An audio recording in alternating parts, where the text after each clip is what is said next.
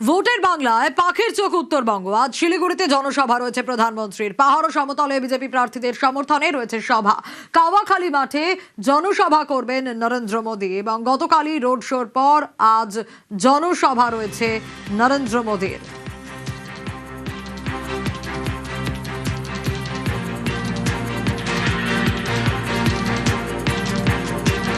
গতকাল শিলিগুড়িতে মোদীর রোড শো এবং বাগডোগরা শিলিগুড়ি যাওয়ার পথে জনসংযোগ। আর ভোটের বাংলায় পাখির চোখ উত্তরবঙ্গ। আজ শিলিগুড়িতে জনসভা প্রধানমন্ত্রীর। আরো ডিটেল জানার চেষ্টা করব, পার্থ রয়েছে আমার সঙ্গে।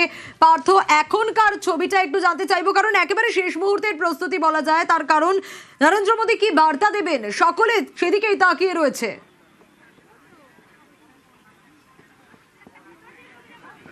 একেবারে দেখো, আর 10 দিন বাকি, তারপরেই কিন্তু রাজ্যে প্রথম দফার ভোট। এবং গত রোববার উত্তরবঙ্গ দিয়েই কিন্তু ভোটের প্রচার শুরু করেন নরেন্দ্র মোদী।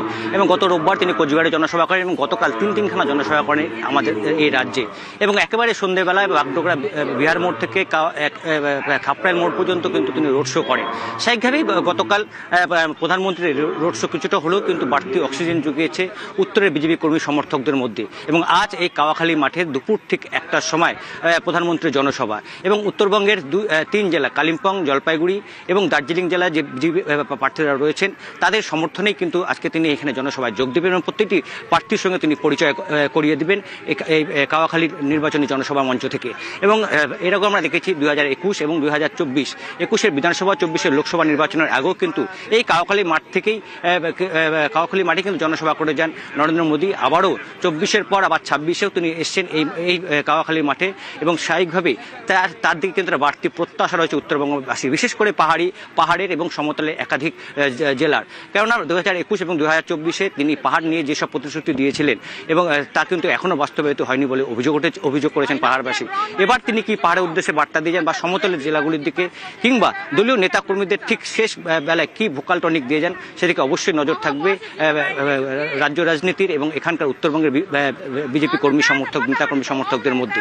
তোমরা জানিয়ে রাখলাম যে একদিকে যেমন জলপাইগুড়ির 7 বিধানসভা কেন্দ্রের প্রার্থী, ঠিক তেমনি দার্জিলিং এবং কালিম্পংয়ের বিধানসভা কেন্দ্রের প্রার্থীদের সঙ্গে কিন্তু আজ তিনি এখানে পরিচয় করাবেন।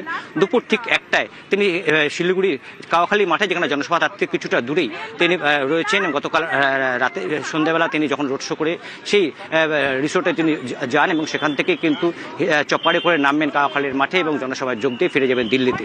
এবং